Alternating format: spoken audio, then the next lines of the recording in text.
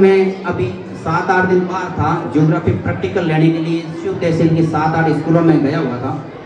वहाँ पर एक ग्राम पंचायत है गुजरों का बेरा, जो कि कानासर एरिया में पड़ता है। मैं वहाँ पर जाने के बाद मुझे ऐसा लगा एक भी ऐसा घर नहीं है, 400 वोट है, 400 वोट में एक भी ऐसा घर नहीं जिसमें जो बिना सरकारी नौकरी का है, बिना बड़े ओहदे का कोई घर हो। वो कैसे बन सकता है?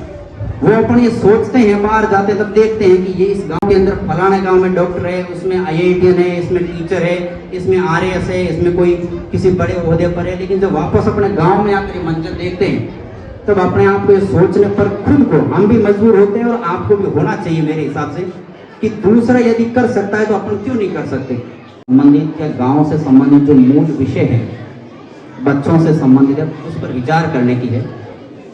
मेरा ये मंच माइक लेने का जो मुख्य उद्देश्य है वो यही है कि हम उम्र में तो आते हैं युवा अवस्था में, लेकिन जब हम शिक्षक का पद या ओहदा संभालते हैं उस समय हमारी सोच युवाओं से थोड़ी सी ऊपर उठकर बुजुर्ग और युवाओं के बीच का सामंजस्य बनाकर चलने की रहती है, और वो मजबूरी भी है और हमारा कर्तव्य भी है। लेकिन सबसे बड़ी बात यह है कि हम खूब प्रयास करते हैं विद्यालय स्तर पर कि जिस मूल उद्देश्य के लिए हमें यहाँ सरकार ने भेजा है, जिसका मूल उद्देश्य आप सब जानते हैं कि बच्चों को पढ़ाना ही नहीं बल्कि साथ साथ में संस्कारित भी बनाना है। आप विद्यालय बच्चों को जब भेजते हैं तो आपके दिमाग में मूल बात यही होती है कि गुरुजनों के हवाले विद्यार्थियों को कर दिया, अब इनकी शिक्षा दीक्षा संस्कार सब उनके हवाले, वो अपने आप इनके लिए करते रहेंगे। और हम भी यही मानते हैं कि जब विद्यालय आप बच्चों को भेजते हो तो विद्यालय में आने के बाद उसके माता पिता गुरुजन भाई बहन सारी जो भी व्यवस्थाएं वो हमारे ऊपर है। वो अच्छा कर रहा है तो भी प्रशंसा हमें मिलनी है, यदि बुरा कर रहा है तो भी दोषारोपण हमारे ऊपर लगना है। लेकिन दुर्भाग्य भी इस बात का है कि सारे गुरुजनों ने कई बार यहाँ ग्राउंड के अंदर जो भी सारे इस गांव के साथीगण यहाँ खड़े हैं और जो हमसे पढ़े हुए हैं, फिलहाल 1 साल 2 साल हुए पढ़कर यहाँ से गए हैं, लेकिन हम इस बात की भी चिंता हमें है कि कितना संस्कार दे पाए वो हमें पता नहीं। बहुत बार कहने के बावजूद हम मंच पर बैठने के लिए भी आतुर नहीं है।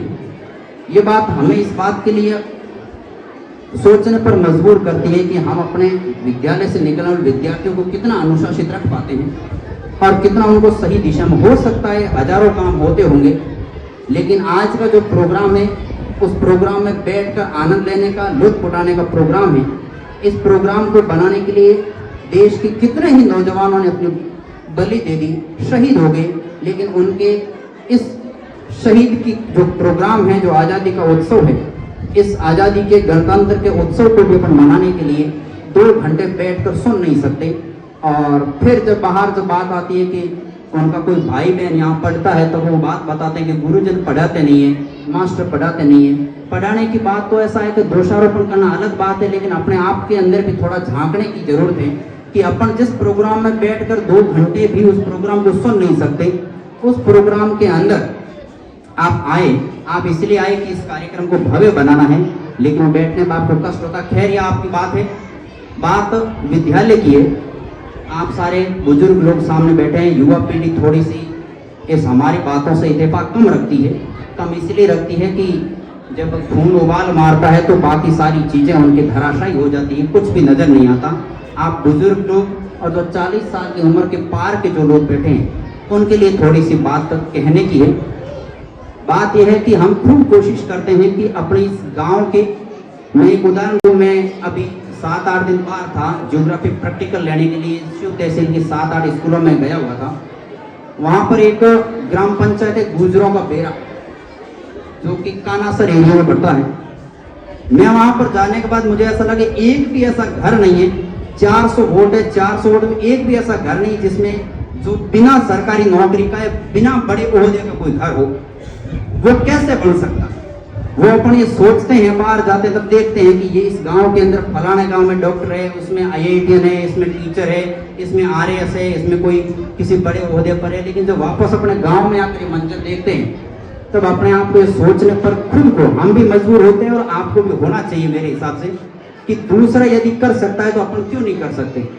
और मैंने पहले पिछली बार भी कहा था कि बड़ा सौभाग्यशाली है कि अपने गांव में ड्यूटी करने का मौका मिला, और हम यहाँ चाहते हैं कि चाहे मारना पड़े, पीटना पड़े, जैसा भी करना पड़े, लेकिन यहाँ से निकलने वाले विद्यार्थी को एक संस्कारित शिक्षा दे के भेजें, ताकि वो सरकारी नौकरी में बड़े ओहदे पर पहुंचे या ना पहुंचे, लेकिन जिस भी काम में जाए उस काम में कम से कम उसका अनुशासन ऐसा दिखना चाहिए कि उसको पूछने वाला या उसको देखने वाला ये पूछे कि कौन से विद्यालय से पढ़कर आया है और आपको पढ़ाने वाले गुरुजन कौन थे। लेकिन सही बात यह है कि एक क्लास के अंदर पढ़ने वाले 5 स्टूडेंट होते हैं, 25 स्टूडेंट इधर उधर हथाई में, बातों में या फिर अन्य गांव की एक्टिविटीज है उसमें भाग लेने वाले होते हैं। अब 5 विद्यार्थी होते हैं, उनको तो हम लगते हैं अच्छे, और जो 25 विद्यार्थी इधर घूमने वाले होते हैं उनको गुरुजन अच्छे नहीं लगते। सच्ची बात तो है ये। और जब उनको थोड़ा बहुत कोई पिटाई वगैरह होती है तो घर आके थोड़ी शिकायत करते हैं। शिकायत करने के बाद पेरेंट्स भी पता नहीं उनसे दुखी हो चुके होते हैं, क्या होता है, वापस फोन करते हैं, मां सब पढ़े तो पढ़े, जे आ कोई धोने ये नौ लेना है उनके। अब नाम ही नहीं लेना है तो फिर इस स्थिति में भी यदि क्लास 12th के पहले भी विद्यार्थी अपने यदि अनुशासन में नहीं है, जो पेरेंट्स है उनके कब्जे में नहीं है, तो अपन ये कैसे कल्पना कर सकते हैं कि मोटे छोरो हुए ना तो ठीक हुए। अब उससे तो अच्छा है बच्चियां भी ठीक है भाई, छोरो हुए बढ़िया, 12वीं तक अपने कंट्रोल में नहीं है, वो अनुशासन में नहीं है, तो फिर 12वीं करने के बाद में वो अपने अनुशासन में कैसे रह सकता है ना, नहीं रह सकता। पहली बात तो ये। दूसरी बड़ी बात है सुरक्षा को लेकर। पहले भी मैंने जब विद्यालय में मौका मिला तब कहा था कि एक हम पेरेंट्स पीटीएम मीटिंग बुलाते हैं। कई बार विद्यार्थियों को कहा है कि पेरेंट्स को बुलाना है, घर आके आधे विद्यार्थी कहते हैं, आधे नहीं कहते, लेकिन फिर भी हम सोशल मीडिया के जो विभिन्न प्लेटफॉर्म है उसके माध्यम से पेरेंट्स को आमंत्रित करते हैं कि आपको विद्यालय में आना है और आपके बच्चों का रिपोर्ट कार्ड है वो हमसे लेना है, और बच्चों को भी पूछना है कि आपकी पढ़ाई कैसी चल रही है, स्टाफ बराबर पढ़ा रहे हैं नहीं पढ़ा रहे हैं, गुरुजनों का क्या रिपोर्ट कार्ड है, और गुरुजनों से लेना है बच्चों का क्या रिपोर्ट कार्ड है। सही बात यह है कि आप यदि नहीं पूछोगे तो हमारे ऊपर से भय 0% रहेगा, और हम भी ठीक वैसे ही आलसी हो जाएंगे जैसे आप आने में आतुर नहीं। जब आप विद्यालय आओगे ही नहीं, आप अपने बच्चों के बारे में पूछोगे ही नहीं, तो फिर साल भर तो हम मेहनत करेंगे, 2 साल करेंगे, 3 साल करेंगे, और आखिर रिजल्ट हमें 0 ही मिलता रहेगा। गांव के लोगों से आलोचना ही सुनती रहेगी, सुनने को मिलेगी इसलिए कि बखान करने वाले 5 जने होंगे, 25 जने जो बाहर जाएंगे वो आलोचक होंगे। लेकिन जब गुरुजन बच्चों के पेरेंट्स वो भी वापस आकर गुरुजनों नहीं पूछेंगे, तो फिर हम धीरे धीरे अपनी जो शैली है उसमें ढीलाई बरतते जाएंगे, और उसका रिजल्ट धीरे धीरे ये होगा कि इस विद्यालय का नाम पढ़ाई के श्रेणी में ना आके जो भी बाहर से आगंतुक आएगा, जैसे अपन ग्राउंड में वैसे घूम रहे हैं वैसे विद्यार्थी घूमते हुए मिलेंगे। क्योंकि भय बिना प्रीत नहीं है, किसी ने कहा है, डर नहीं है विद्यार्थी का। जो सामने कोई गुरुजन भी बैठे हैं, आप भी पढ़े हुए हो, है ना, उस समय का और अब का कल्चर हालांकि चेंज हो चुका है, लेकिन कितना भी चेंज हो, सरकार का कानून अपनी जगह है, लेकिन समाज का कानून अपनी जगह है। यदि सामाजिक कानून अपना यदि कठोर है और सामाजिक स्तर पर यदि अपने गांव का भला चाहते हैं, अपने विद्यालय को अच्छा बनाना चाहते हैं, तो बच्चों में थोड़ा डर पैदा करना पड़ेगा। आपको कितना भी काम हो, कुछ भी काम में आप बिजी हो, लेकिन थोड़ा समय व्यतीत करके आपको विद्यालय में आके रिपोर्ट कार्ड लेना पड़ेगा। यदि पुरुष वर्ग यदि बाहर काम पर रहते हैं ज्यादातर, तो महिलाओं को यह अधिकार दीजिएगा, विद्यालय जाइए और अपना रिपोर्ट कार्ड लेके आइए।